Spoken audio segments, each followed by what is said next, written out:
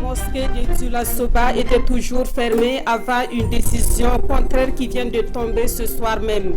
Mais ce qui est sûr, des jeunes fidèles ont bien investi les lieux hier vendredi pour exiger la réouverture de ce lieu de culte. Dans quelques instants, vous entendrez les explications de l'imam de cette mosquée. Ils voudront bien aussi reprendre le chemin des mosquées ou des églises, mais leur principal cri de cœur, c'est de pouvoir reprendre leurs activités professionnelles. Les restaurateurs et les hôteliers font part de leurs difficultés depuis la fermeture de leurs lieux de commerce au public.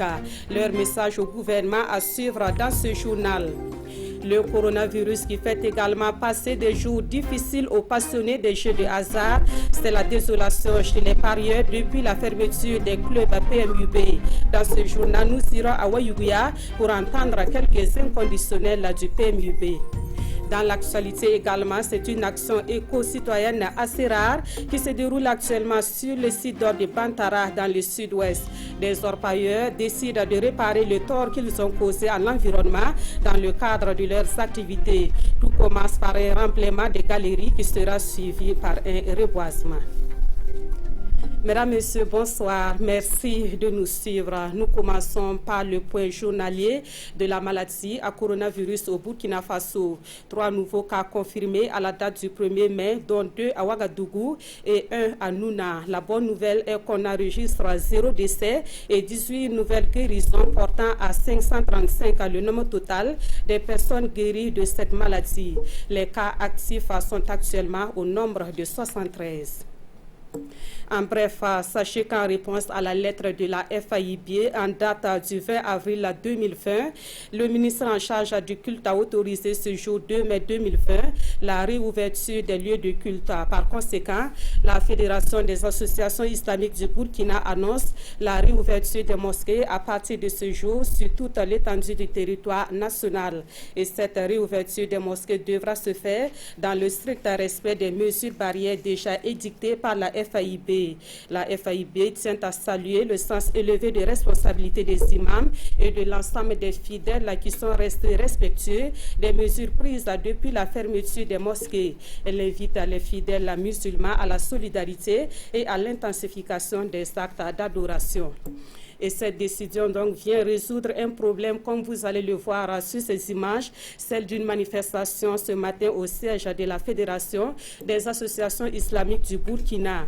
Des fidèles en colère ont pris d'assaut les lieux pour exprimer leur mécontentement concernant la fermeture des mosquées en ce temps de jeûne musulman. Ils exigeaient donc la réouverture pure et simple de leurs lieux de culte au plus tard demain dimanche, une préoccupation résolue donc à compter de ce soir. Dans les Hauts-Bassins, il y avait la même ambiance hier vendredi à la mosquée de Dioula Soba. Des jeunes y sont allés manifester leur mécontentement à propos de la fermeture de leur lieu du culte. Une situation qui a créé une rumeur selon laquelle la dite mosquée a réouvert ses portes. Le démenti est apporté ici par l'imam de la mosquée dans ce reportage de Kassoumi Logo et Ali Traoré. Réouverture de la grande mosquée de Dioula Soba ce vendredi 1er mai à Bobo-Dioulasso, c'est la rumeur qui circule actuellement sur la toile. Mais pour les populations riveraines, il n'en est rien. La mosquée n'a jamais rouvert ses portes. Hier, les jeunes sont sortis pour manifester leur mécontentement face à la fermeture des mosquées. Ils sont allés voir l'imam pour lui signifier cela. Après, ils ont fait le tour de la mosquée. Mais ils ne sont pas entrés. Et cela s'est passé devant les forces de sécurité. L'imam en question, c'est lui, le grand imam de la mosquée de Dioula Soba. Il nous raconte ici les échanges qu'il a eus avec ces jeunes en cette journée de vendredi. Ils m'ont dit qu'ils veulent une réouverture de la mosquée. C'est une doléance qu'ils m'ont dit de transmettre aux autorités. Je leur ai répondu en disant que j'allais le faire et j'espère que cette réouverture c'est pour bientôt. Ils ont voulu prier dans la mosquée avant de partir, mais je leur ai déconseillé cela. C'est ainsi qu'ils ont décidé d'écouter leurs interlocuteurs et rebousser chemin selon toujours les mots de l'imam. Le secrétaire général de la Fédération des associations islamiques du Burkina en section des Hauts-Bassins, quant à lui, invite les fidèles au strict respect des mesures prises par le gouvernement. On va continuer à faire des plaidoiries pour que on ouvre les mosquées, parce que nous voyons qu'il y a beaucoup de bénéfices en ouvrant les mosquées, parce qu'on va empêcher ceux qui vont faire ceux qui veulent semer des pagailles. On va barrer la route devant eux. Pour éviter ce désordre, Ahmad Sanogo a plaidé pour la réouverture des mosquées tout en mettant l'accent sur le respect des mesures barrières. Et je rappelle donc que le ministre en charge du culte a autorisé ce jour 2 mai la réouverture des lieux de culte. Par conséquent, donc, la Fédération des associations islamiques du Burkina annonce la réouverture des mosquées à partir de ce jour sur toute l'étendue du territoire national. De leur côté, les acteurs du transport urbain et le gouvernement ont trouvé un terrain d'entente pour la reprise de leurs activités. Et cette reprise se fera le lundi 4 mai prochain, conformément à un protocole d'accord signé entre les deux parties. Les taxis seront à nouveau en circulation, mais à des conditions bien précises. Des détails avec Césaire Carrefour et Sébastien Zongo. Après 1 mois et demi d'arrêt du travail, les transports urbains de personnes vont bientôt reprendre à Bobo-Dioulasso, Ouagadougou et dans les autres villes du pays, dans l'optique d'alléger les mesures de quarantaine et celles qui suspendent le transport urbain de personnes.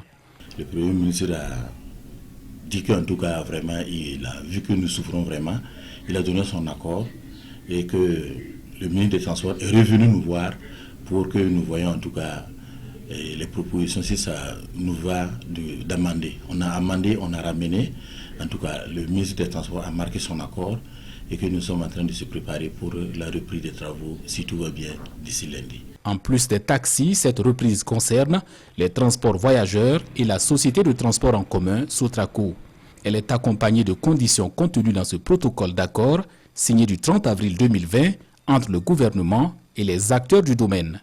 Le protocole contient 5 obligations en ce qui concerne les taxis. Premièrement, de respecter les 3 personnes dans les taxis, plus le chauffeur 4 personnes, de porter chaque client qui doit avoir accès à ces taxis, doit porter des cache-nez en entrant dans le véhicule. Et chaque taximan doit avoir son gel alcoolique dans son véhicule pour le mettre au client de nettoyer ses mains avant de rentrer. Et de 4, tous les lieux de stationnement des taxis, on doit mettre des lave-mains pour que les gens lavent leurs mains avant d'avoir accès au véhicule. Voilà, c'est les conditions qu'on a prises avec le gouvernement. Je veux vraiment que les taximans là, pour qu'ils sont vraiment responsables et qu'ils veulent vraiment faire leur travail pour qu'on puisse vraiment les accompagner. Les taximens saluent les mesures d'accompagnement prises par les autorités pour les aider à s'adapter à la situation. On a demandé au ministre des Transports de revoir le gouvernement, plus particulièrement le Premier ministre, de demander en tout cas à nos autorités de revoir les taxis qu'on avait mis en fourrière lors en tout cas de la décision du gouvernement, qu'ils puissent au moins libérer ces véhicules-là pour qu'on puisse les remettre à nos camarades taximans pour qu'ils puissent commencer à travailler. Les taxis et autres transports urbains de personnes sont à l'arrêt depuis le 21 mars 2020 en raison des mesures prises pour stopper la propagation du coronavirus au Burkina Faso. L'attente devient longue et insupportable pour les acteurs de la restauration et de l'hôtellerie qui disent subir de plein fouet les effets induits par la pandémie du coronavirus. Leur souhait, c'est la réouverture de leurs établissements au public avec la promesse de prendre les mesures nécessaires pour rompre la chaîne de contamination de la maladie. La Fédération nationale des restaurateurs et hôteliers du Burkina était face à la presse ce 2 mai. Paul David Bambara et Sekou Zongo. La Fédération nationale des restaurateurs et hôteliers du Burkina FENAROB donne de la voix et sollicite du gouvernement la réouverture de leurs établissements fermés depuis près de 2 mois pour cause de coronavirus. Face aux hommes de médias, le Bureau national de la FENAROB dépeint les effets pervers du Covid-19 sur le secteur de la restauration et de l'hôtellerie au Burkina Faso. Une perte estimée à environ 8 milliards de francs CFA.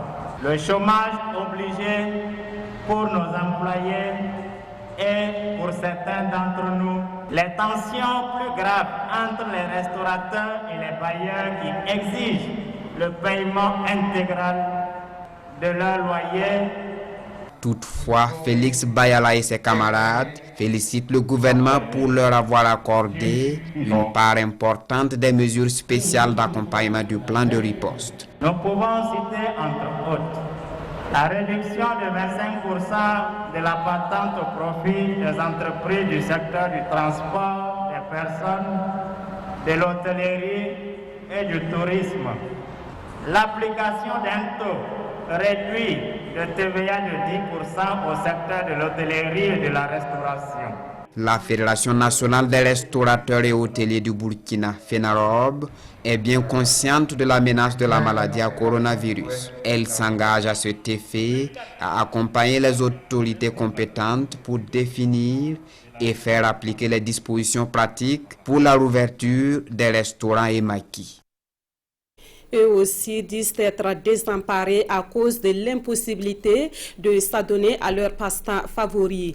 Les adeptes du jeu de hasard ne vivent plus leur passion depuis la fermeture des clubs PMUB en raison du coronavirus. Les plaintes des inconditionnels du PMUB sont quotidiennes, comme vous allez le voir dans ce dossier tourné dans quelques clubs à Ouayouguya, Issoufou Kabouré et Moussaki.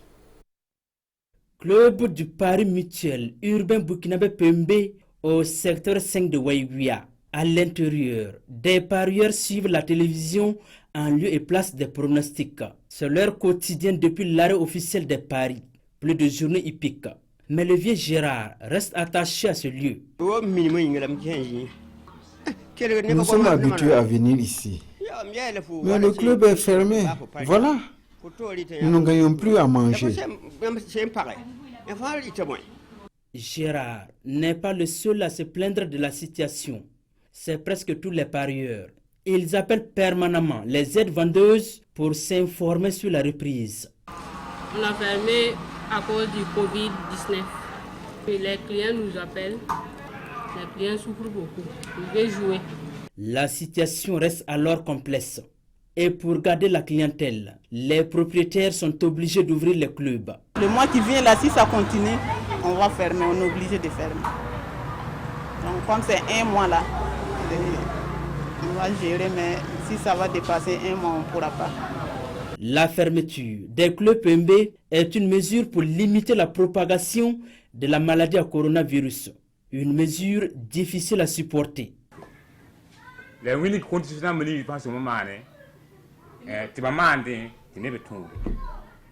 C'est mieux de nous dire de respecter les mesures que de tout fermer. Cela n'est pas bon. La perte est énorme. Mais nous pensons récupérer. Voilà, tout est bloqué.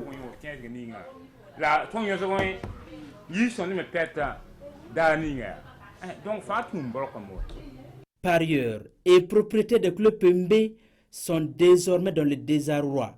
Ils sont même à bout de souffle. Et leur souhait le plus ardent, la réouverture des maisons de Paris. Lutte contre la propagation du Covid-19, des jeunes viennent de boucler une formation donc en confection de cache-nez, une formation assurée par une association d'artisans et de stylistes et soutenue par le ministère en charge de la jeunesse. La remise des attestations aux apprenants est intervenue hier à Koudougou, Nongbakouda et Caroline Ouari. Ils sont désormais aptes pour contribuer à la lutte contre la propagation du Covid-19 par le port du cache-nez. Au nombre de 20, ces jeunes de la province du Boulkemdé savent à présent confectionner des cache-nez répondant aux normes de la protection contre la pandémie. Une semaine durant, ils ont réussi à maîtriser les théories et les pratiques de la confection de cet outil devenu incontournable pour la protection. Ça nous a apporté beaucoup de choses parce qu'on ne savait pas comment couper un cache-nez, comment le coudre. Et puis, bon, les gens même n'accordaient pas beaucoup d'utilité dans le port du cache-nez. Le département ministériel en charge de la jeunesse est l'initiateur de la formation à travers le FAFPA, le Fonds d'appui à la formation professionnelle et à l'apprentissage. Je suis totalement satisfait. Regardez même la qualité donc, des masques qui ont été donc, produits. Et vous savez très bien, non seulement ça répond aux normes, et ce sont aujourd'hui des éléments utiles pour nous dans le cadre donc, de la lutte contre la pandémie. C'est l'association des artisans et stylistes des métiers de la filière textile et de l'habillement de la province du Boulkemde qui a assuré la formation. Les cache-nez sont tous en faso d'Anfani, faits à base de coton bio du Burkina. Nous avons dirigé notre formation par rapport aux fiches techniques, aux différentes normes qui existent au niveau du Burkina Faso pour quand même diriger la formation. Donc les apprenants ont suivi la formation avec succès pour pouvoir aller à leur retour aussi travailler dans les ateliers. La dernière étape de la formation est la confection de 11 000 cache-nez, une contribution à la protection contre la propagation de la pandémie du Covid-19 à Koudougou. Ils sont également jeunes, mais ils sont surtout des volontaires prêts à se rendre sur le terrain de la sensibilisation sur le Covid-19.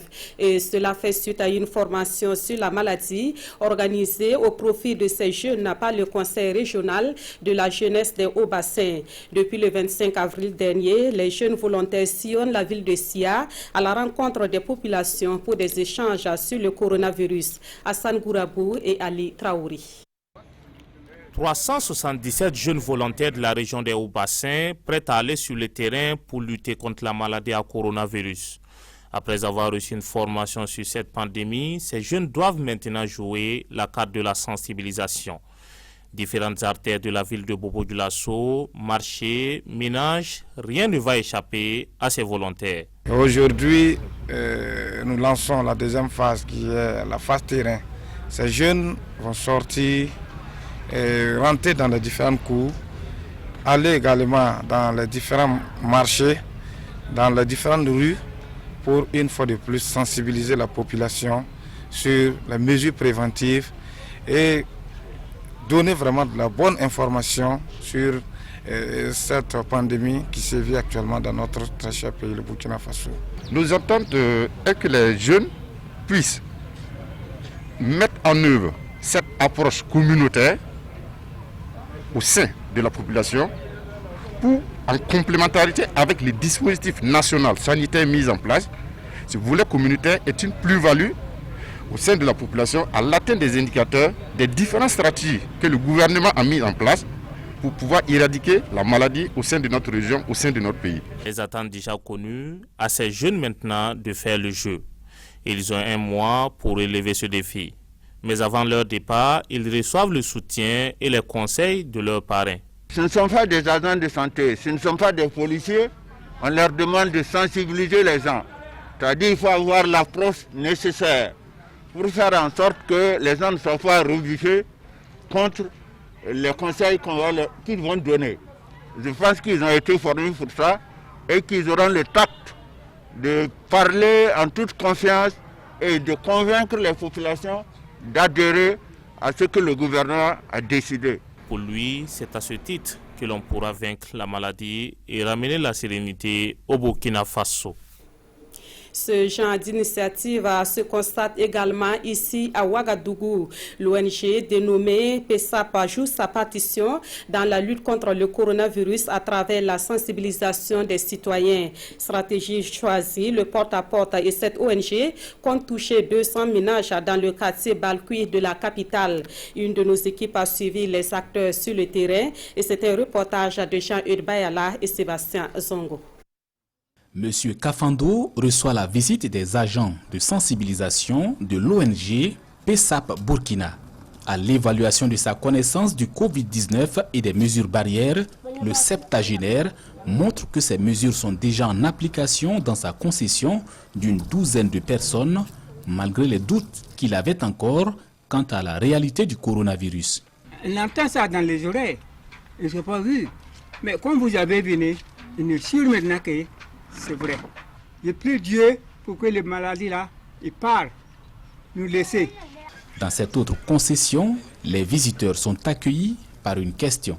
On parle aussi que au niveau des portes comme ça là, que si maladie à personne, si la personne a attrapé le point là, si toi aussi tu as attrapé, que ça va te contaminer. C'est ça moi je me demandais si c'est vrai, si c'est faux. Effectivement c'est vrai.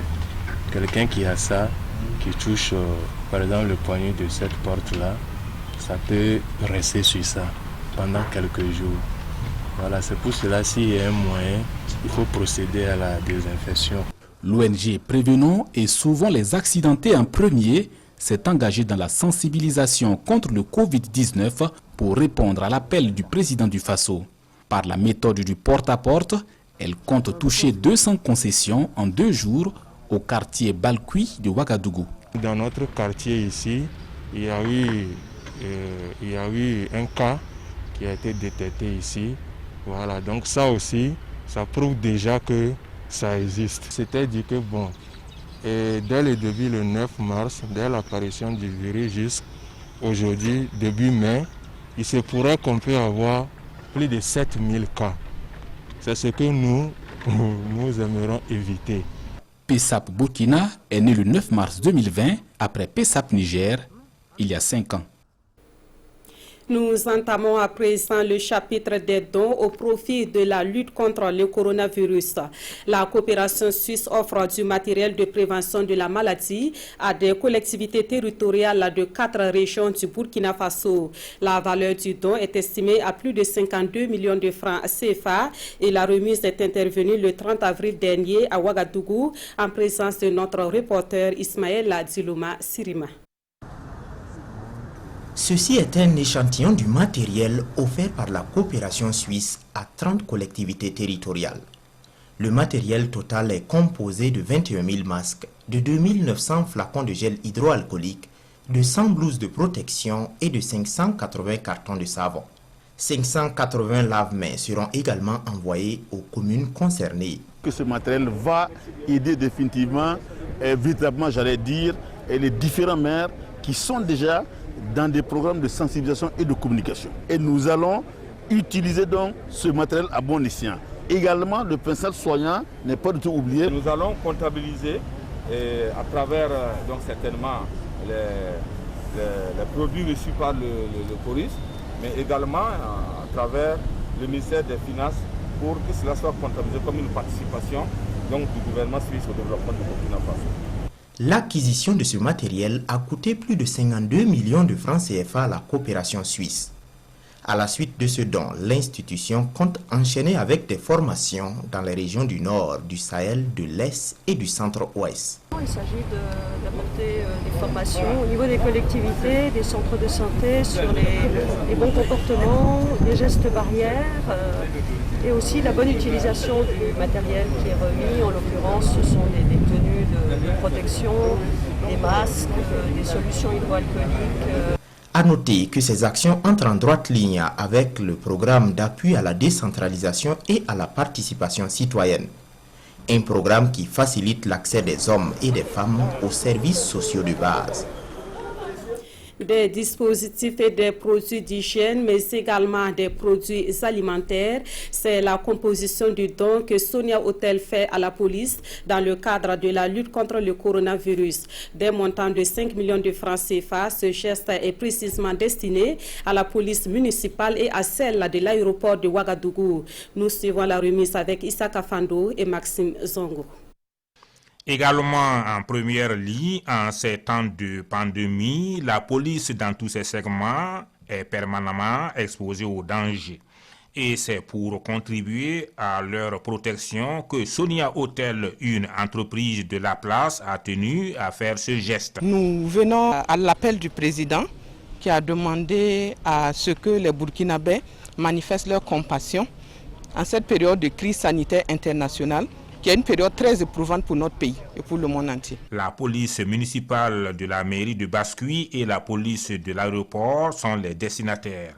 Nous disons merci pour ce geste citoyen qu'ils viennent de poser.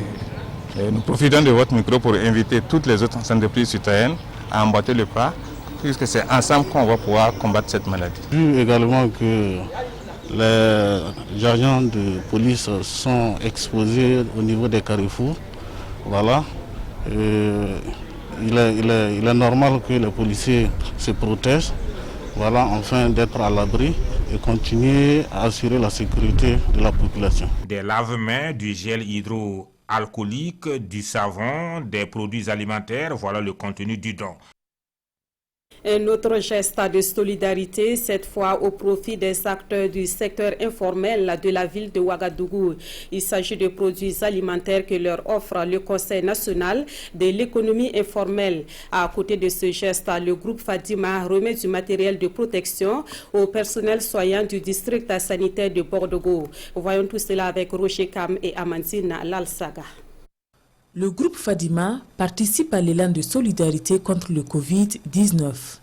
Il met à la disposition des autorités sanitaires des solutions hydroalcooliques, des bottes, des gants, des lave-mains et du savon liquide, le tout estimé à 10 millions de francs CFA.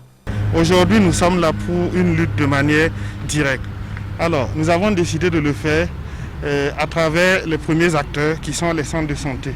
Donc, c'est une participation du groupe à cette lutte que nous voulons marquer et nous espérons voir la fin de cette pandémie à Covid-19 très bientôt. Nous sommes au niveau du district l'entité opérationnelle contre cette pandémie et aussi donc nous en avons besoin pour le fonctionnement des équipes d'intervention rapide que pour le fonctionnement des services de formation sanitaire. Les acteurs du secteur informel également bénéficient d'une aide en ces temps de vaches maigres. Cette fois-ci, le geste est du Conseil national de l'économie informelle. C'était le 27 passé que le groupe SAO, par notre requête, nous a donné des cartons de petits pois, une valeur de 3 500 plaquettes. Quand nous appelons les artères ce matin de venir prendre, puisque ça va arriver là où ça doit arriver et ça doit soulager les personnes démunies. Un geste salué par les bénéficiaires qui plaident surtout pour l'allègement des mesures prises par le gouvernement contre la propagation communautaire de l'infection à coronavirus. L'élan de solidarité se manifeste également à l'endroit des personnes vulnérables. Celle de l'arrondissement de Nongromassam à Ouagadougou bénéficie de vivres et d'un appui financier. La structure qui laisse parler son cœur cette fois est l'association des producteurs d'huile et d'aliments de bétail. Pour David Bambara et Maxime Zongo. Avec ses nombreux déplacés internes et beaucoup de familles en situation difficile, l'arrondissement numéro 4 de Ouagadougou éprouvait déjà de bien de soucis. La pandémie du Covid-19 et ses conséquences, notamment la fermeture des marchés hier, était la goutte d'eau de trop. C'est en réponse à cette situation déprimante que l'association des producteurs d'huile et d'aliments de bétail de Kosodo a bien voulu laisser parler son cœur.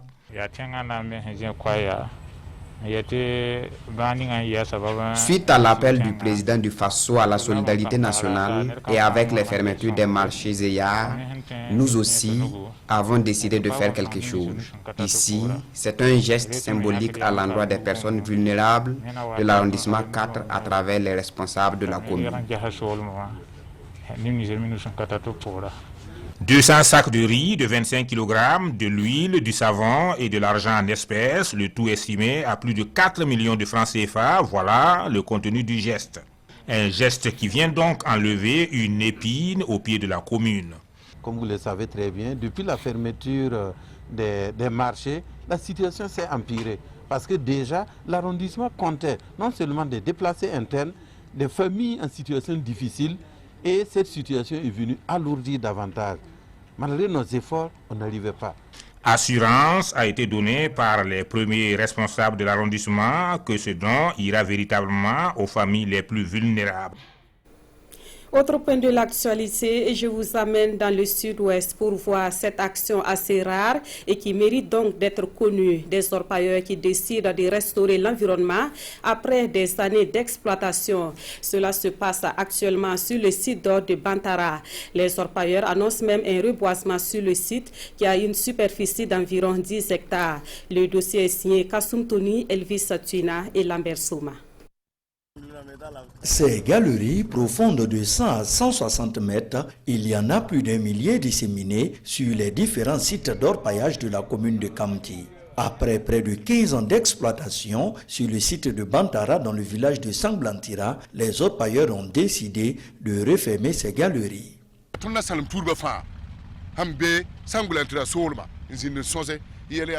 Tous les orpailleurs se sont réunis pour discuter de la problématique des trous que nous creusons, car nous sommes là depuis longtemps.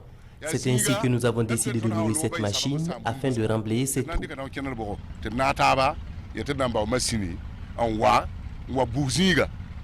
Ce bulldozer est en plein travail de bourrage des galeries. Ici, près de 10 hectares de terrain seront récupérés par les orpailleurs.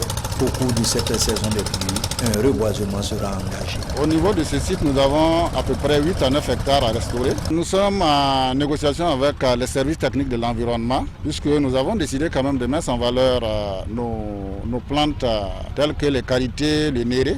On a aussi pensé un peu au manguier, comme c'est des plantes fruitées, afin que quand même les jeunes du village de l'avenir puissent même en profiter. Pour aboutir à la concrétisation de ce projet, il a fallu une levée de fonds de l'ensemble des exploitants du site.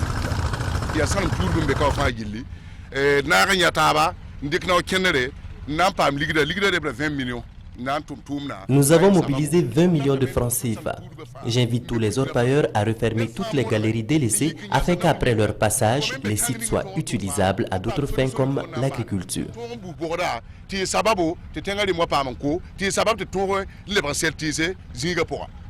Une partie du domaine de l'école primaire publique du village de Sanglantira, occupée anarchiquement, sera déguerpie de ses occupants, toute chose qui réjouit le maire de la commune de Kamti.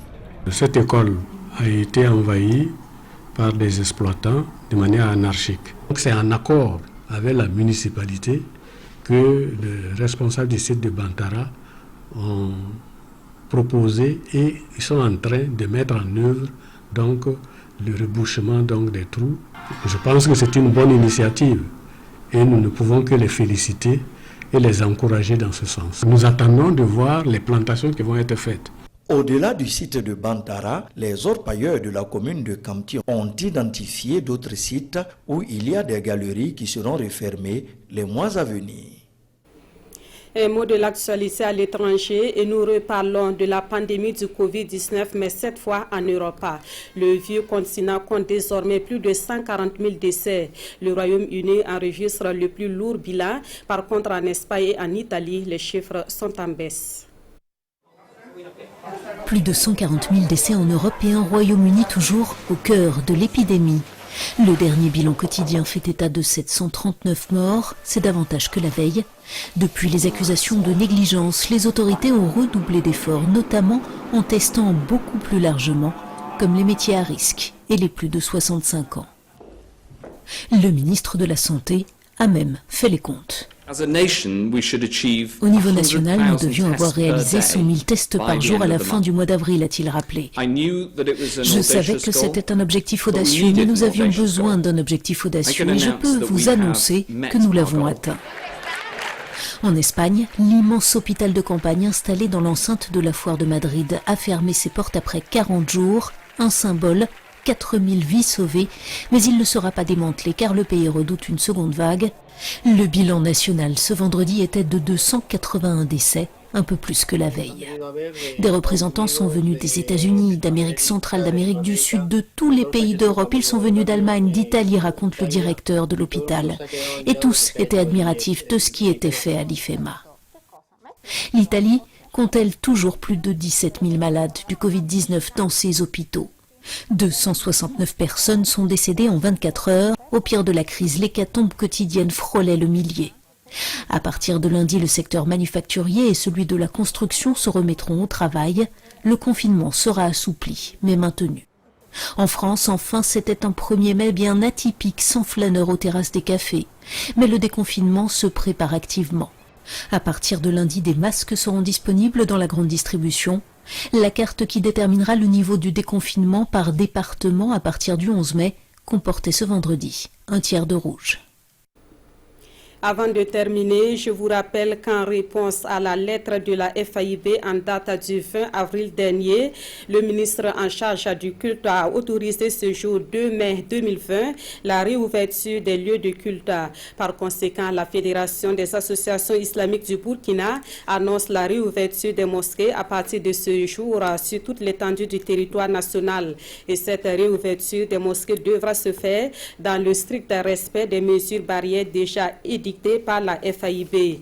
La FAIB qui tient à saluer le sens élevé de responsabilité des imams et de l'ensemble des fidèles qui sont restés respectueux des mesures prises depuis la fermeture des mosquées. Elle invite les fidèles musulmans à la solidarité et à l'intensification des actes d'adoration. Et c'est la fin donc de ce journal. Merci à vous qui l'avez suivi. Le prochain rendez-vous de l'information, c'est à 23h dans une présentation de Mounira Kéré. Merci de votre fidélité à la RTV.